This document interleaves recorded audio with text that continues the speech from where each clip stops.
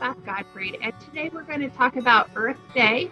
We're going to talk about Fleck's egg dye and Easter traditions. This is our April 2021 online senior library program, and it is brought to you by the Outreach and Extension Services Department.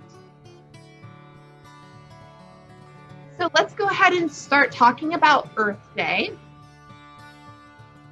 When is Earth Day and why is it celebrated? Earth Day is an annual event celebrated around the world on April 22nd to demonstrate support for environmental protection and to help raise awareness for environmental issues. First celebrated in 1970, it now includes events coordinated globally by the Earth Day Network in more than 193 countries. The United Nations calls it National Mother Earth Day. This year, Earth Day will be on Thursday, April 22nd, 2021. Earth Day is the brainchild of Gaylord Nelson, former governor and senator of Wisconsin. Nelson received the Presidential Medal of Freedom in September 1995 in recognition of his environmental work. This is a slide of people celebrating Earth Day. So how do you celebrate Earth Day? If you'd like to leave a comment in the link below and let us know what you are going to do this year for Earth Day, that would be great. Earth Day is the history and Earth Day, we're going to talk about the history behind the day. So by the early 1960s, Americans were becoming aware of the effects of pollution on the environment. Until this time, protecting the planet's natural resources was not a part of the national political agenda, and the number of activists devoted to large-scale issues such as industrial pollution were very few. Rachel Carson's 1962 bestseller, Silent Spring, raised awareness of the dangerous effects of pesticides on the American countryside. So later in the decade, 1969, there was a fire on Cleveland's Chicago River. It shed light on the problem of chemical waste and waste disposal and what to do about it. Fires on places like the Cuyahoga River or other rivers, they were so frequent at that time that they were community events. Spectators gathered on bridges like it was 4th of July celebration. Here's some pictures of Cuyahoga River fire and also some of the pollutants, as well as you can see a bunch of trucks and old cars lined up to keep the river from eroding. Earth Day history continued. We're gonna keep talking about that a little bit more here. Factories pump pollutants into the air, lakes, rivers with few legal consequences. Sewage was also dumped into our lakes and waterways. In 1985, a 23-year-old man died from a rare parasitic waterborne disease after falling into the Cuyahoga River and swallowing the water. Owning a big gas-guzzling car in the 1960s was considered a sign of prosperity, and no one at the time thought about the effect it might have on the environment. And only a small portion of the American population were familiar with, let alone practice, recycling. Earth Day legislation and themes. During the 1970s, a number of important pieces of environmental legislation were passed. Among them were the Clean Air Act, the Water Quality Improvement Act, the Endangered Species Act, the Toxic Substances Control Act, and the Surface Mining Control Act. Another key development also was the establishment in 1970 of the Environmental Protection Agency. So it was tasked with safeguarding the natural environment for humans, such as air, water, and land. Each year since 2005, Earth Day has had a theme. So in the millennium, the year 2000, Earth Day focused on global warming and clean energy. In the year 2020, last year, we celebrated the 50th anniversary of Earth Day, and the theme was climate action. And because of the pandemic, it was celebrated digitally. The theme this year is called Restore Our Earth. And they have actually an app that you can download. It's called the Earth Challenge app, and it will download to your phone, and you can get some information and some ideas from it. So next we're going to talk about J.J. Fleck's Easter egg die. Many of you know, but some may be surprised that Tiffin, Ohio has some claim to fame when it comes to Easter eggs. And that is because the Fleck company produced and sold Easter egg dye in Tiffin for over 100 years.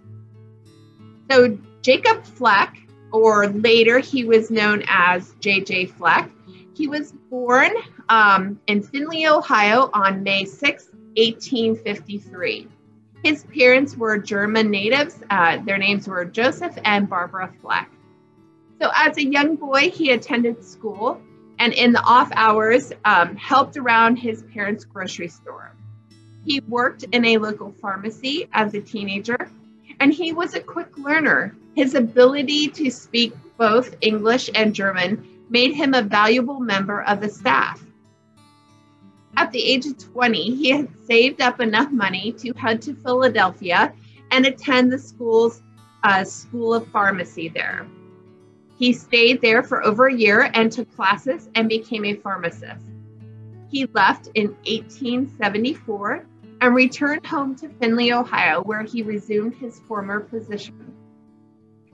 In 1877, Jacob Fleck became a full-fledged partner at the drugstore where he worked. Jacob also invested his money in other drugstores, small area towns around the area. Gilbo, I think is the name of that town. Dunkirk, Malcolm were some of the towns. Eventually, he sold those drugstores and he moved to Tiffin to open a new drugstore there.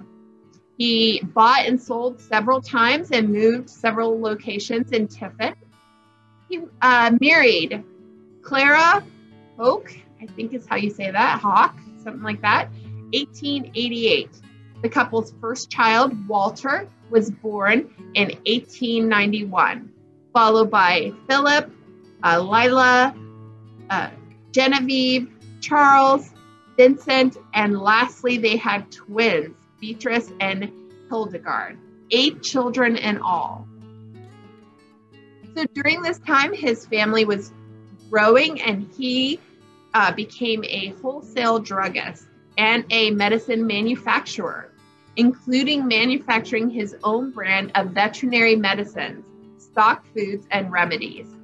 He could not manufacture them fast enough, as they left the shelves just as quickly as they were stocked. Fleck's remedies were produced and shipped all over the country. So equally popular was his seasonal specialty of Easter egg dyes. So for years, dyes had come from Germany. The problem with importing the dyes during World War I and World War II slowed production. Nothing came into this country, and materials and supplies were desperately needed for the war effort. So that really diverted dye production to other uses.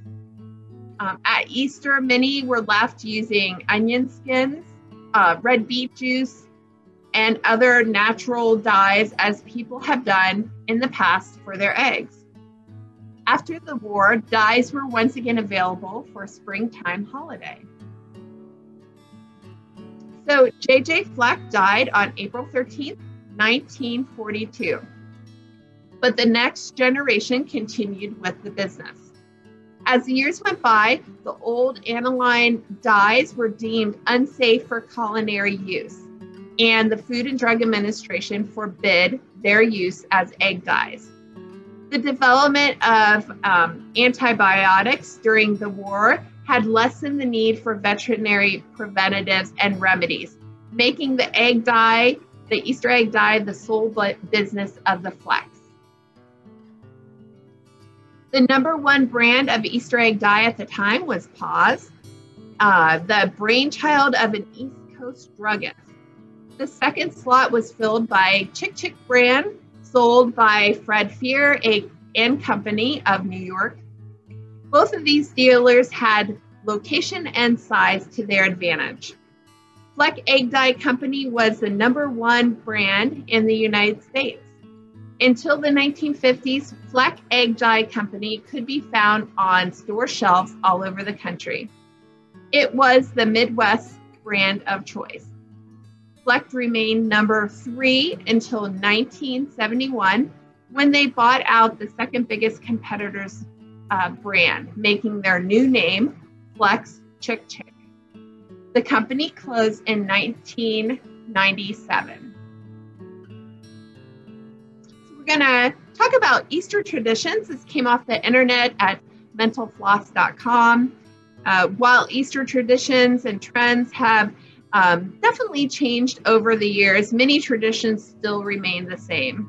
We're going to take a trip down memory lane with these next slides here. Dyeing and decorating Easter eggs. The tradition of decorating eggs goes way back to ancient pagans.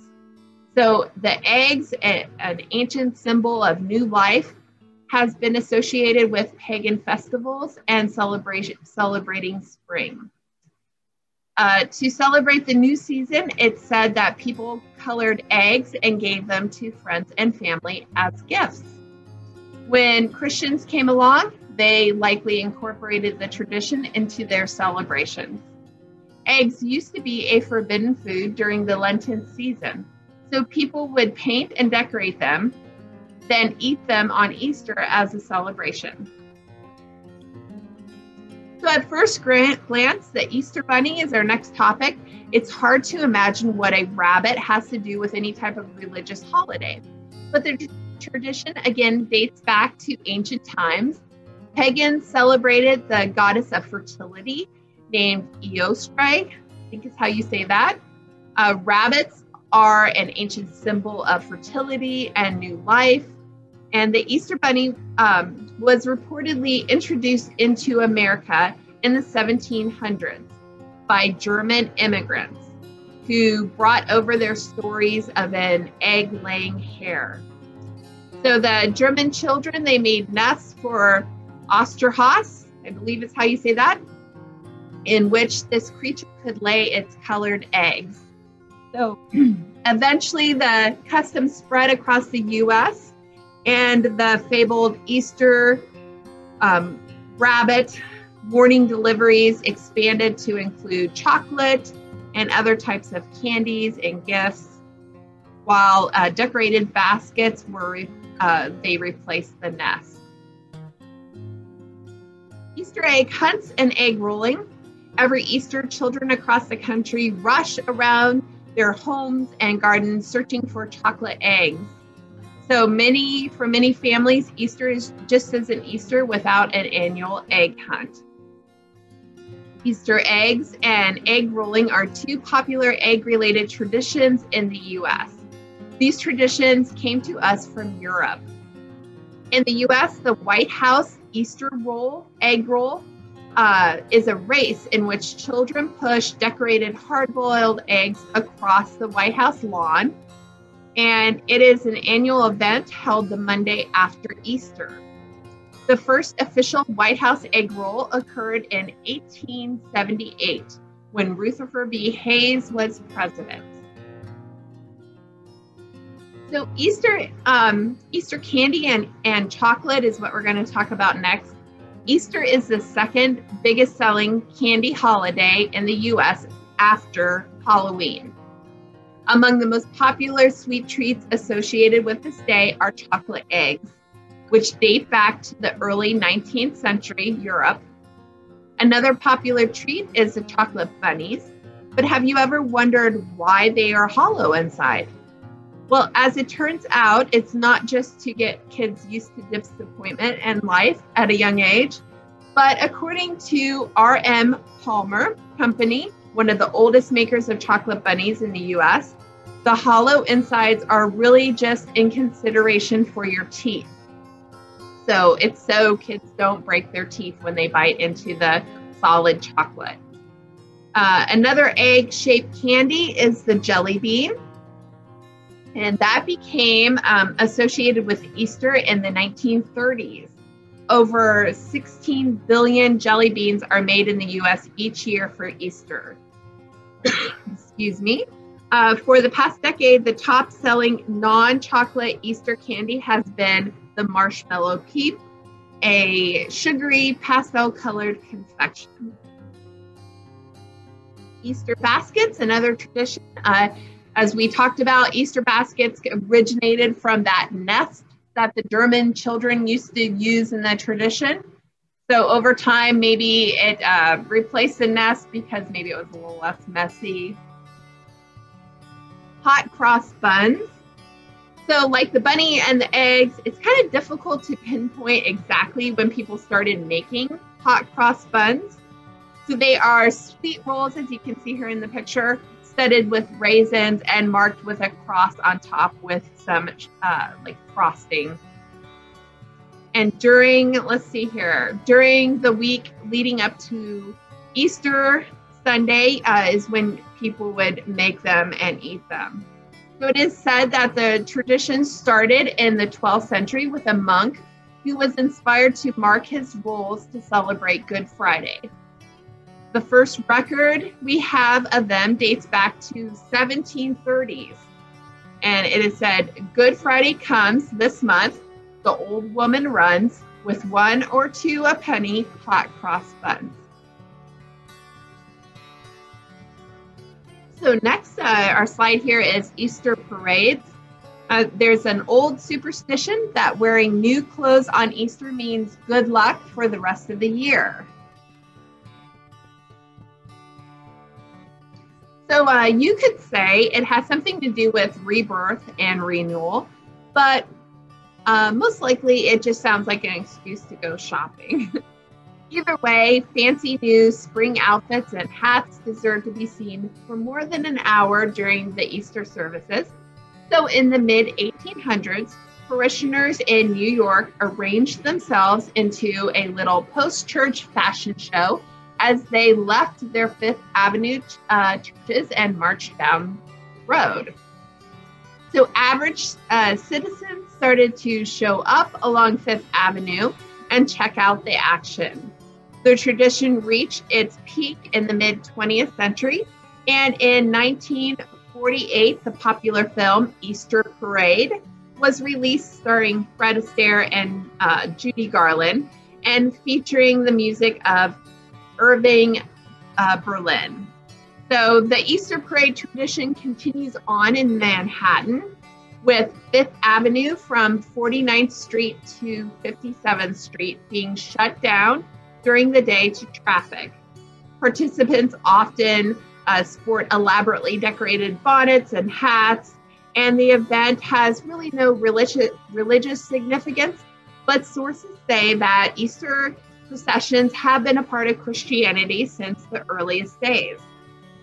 Today, other cities across America also have their own parades. Easter ham. Maybe some of you enjoy Easter ham. I know our family does. We love to get the honey baked ham and eat it during Easter.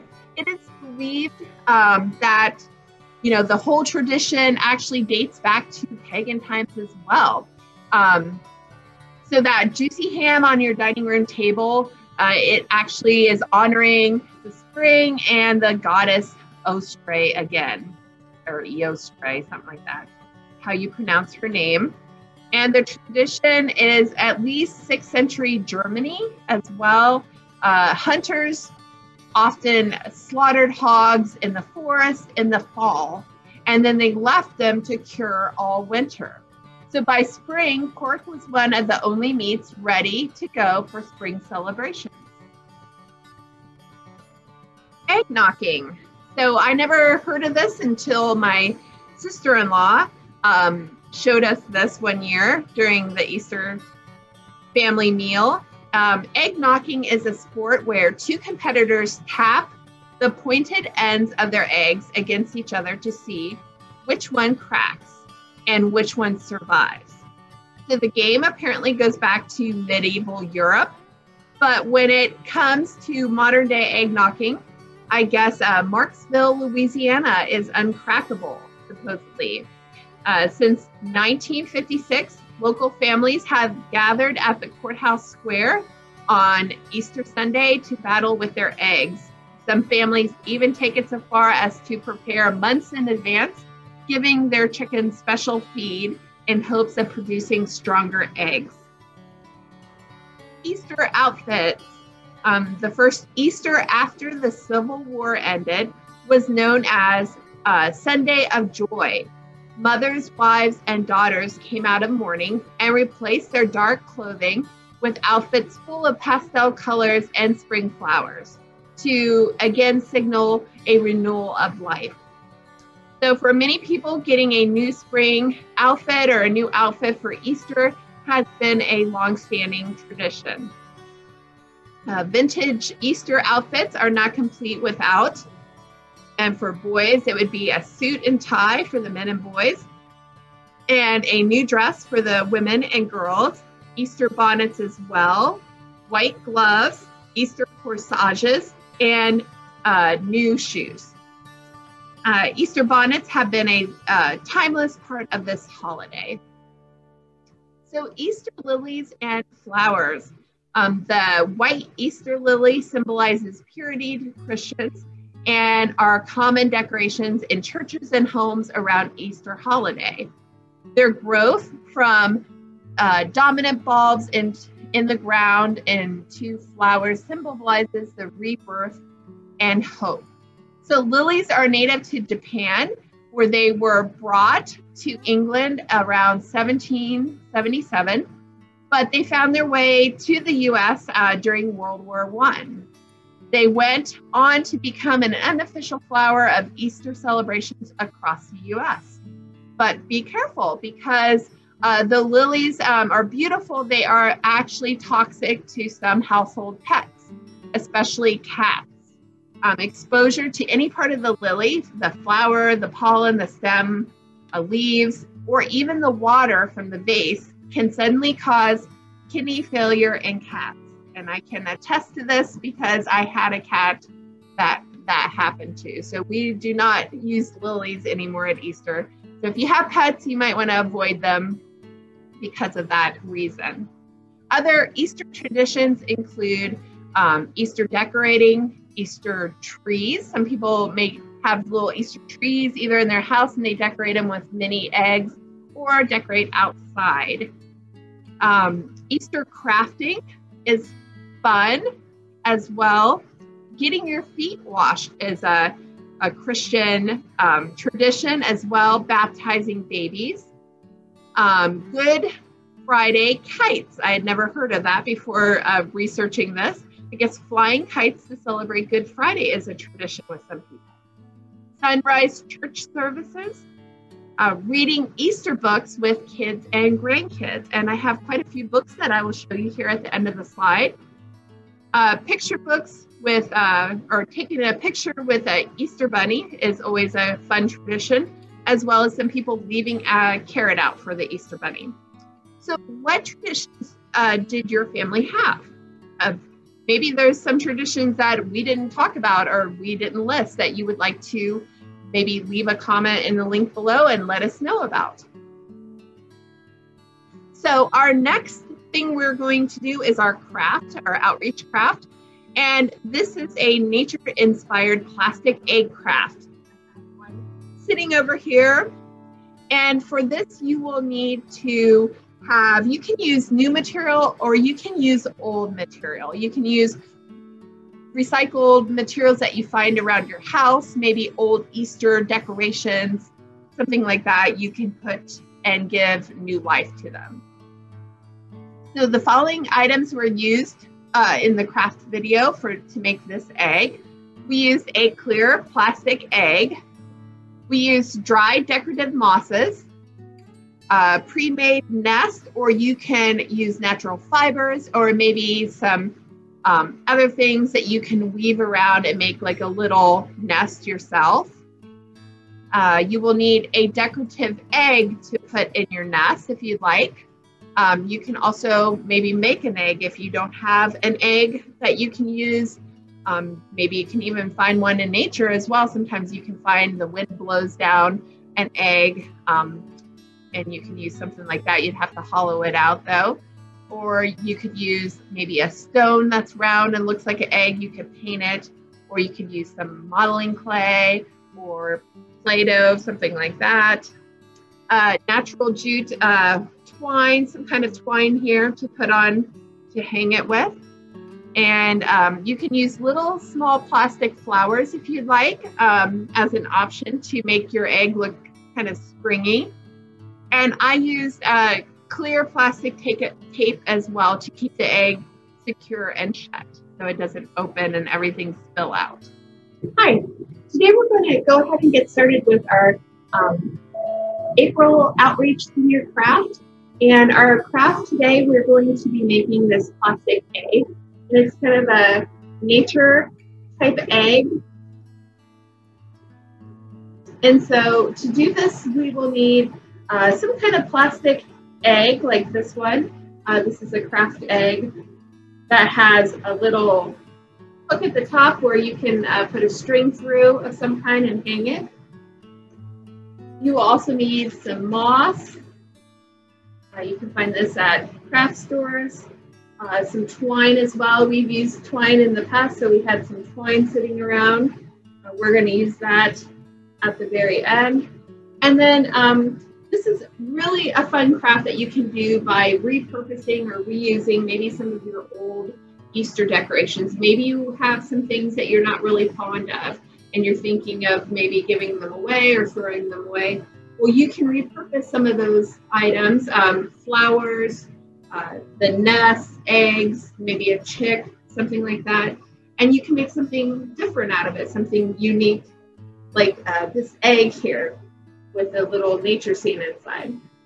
So our first step would be, we are going to put most of the contents in the narrow part, since the top part, the wider part has the hole and it's going to hang that way. So your first step would be to go ahead and stick some moss in the bottom.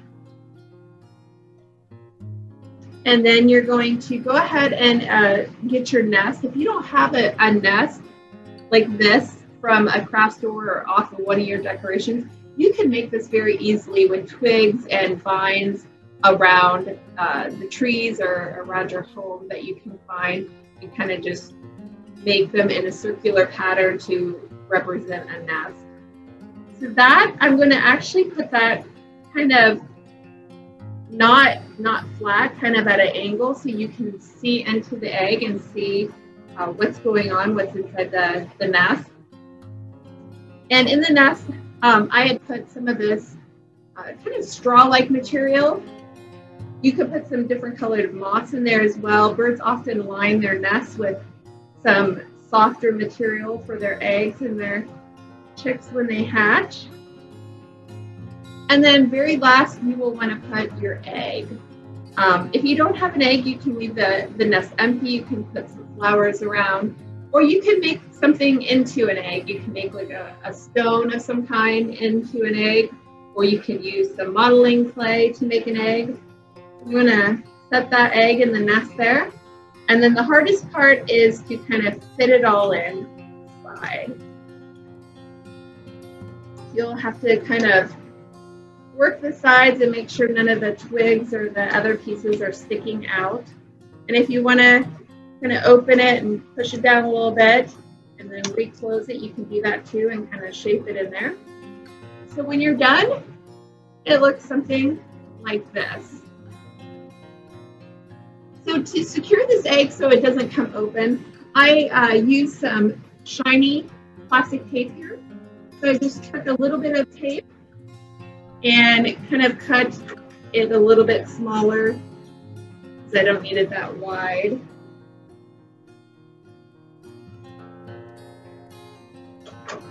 And I just put it on the two edges where they meet and really kind of smoothed it down, and you can't even see that it's there, and it really holds it in place.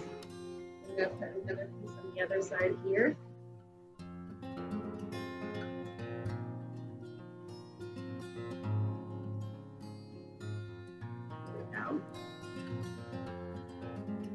And if you wanted to, when you go to put the egg in, you can use some hot glue if you wanted to, or some regular glue and glue down the egg so it doesn't roll around.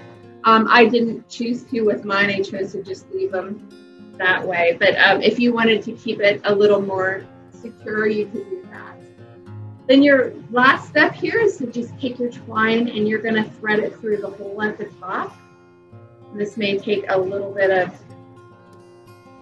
working it through because the hole is very small, so sometimes the thread wants to separate or the twine wants to separate. And I did choose to just secure it a little bit better as well by tying a little knot at the bottom, and then I went ahead and tied a knot at the top. So this is a really simple craft that you can do at home. You see ours right here. If you're interested in different kinds of crafts that you can do, we have lots of books on crafts here at the library. We have anything from origami birds in the children's section. We have books also like how to draw birds, things like that, how to draw animals. Maybe you're interested in making a chicken coop and getting some chickens for your backyard. We have books on how to do that. We have books on bird houses, how to make bird houses and the different kinds of bird houses and what kind of birds they will attract. We also have DVDs, nature DVDs on birds. This one is called Earth Flight, and this one here is The Secret Life of Birds. We also have fun craft books that you can find at home as well, or I'm sorry, at the library, as well as like attracting and feeding backyard birds, books about how to bring birds into your backyard so you can enjoy nature in your backyard. We also, if you're a crafty type of person, we every month have a make it at home craft, and this is done by our adult services department, and Mandy, she is the one that selects the crafts and does the crafts. And these have kits that you can sign up for, register for. There's so many kits every month, and then you can come to the library, pick up your kit, take it home, and do the craft at home. And all the supplies are supplied for you. You just have to pick up your craft. So thank you. I hope you enjoy your craft, and I look forward to seeing what creations you make from maybe items that you have around the house, recycled or reused Easter decorations. So behind me, I have a bunch of fun books, movies, different things for spring. If you have grandkids and you would like to read to your grandkids, we have fun books about eggs. This one is An Egg is Quiet, Nesting, maybe a bird builds a nest. We also have fun movies. There's Hop, Peter Cottontail, classic. We have magazines about spring and fun decorative ideas you can get to do some crafting that we talked about. So maybe you want to come to the library and check out one of our magazines. You just have to ask them at the checkout desk to help you there. As well as we have lots of books about spring, about flowers, things like that. The Amish book, The Scent of Cherry Blossom. Lots of fun books at the library here. When spring comes, children's books. And like I said, magazines, adult books as well. And that's all I have for you today. I want to thank you for coming to this, watching this, participating in this, and I hope to see you next month when we do our next video. Thank you and have a good day.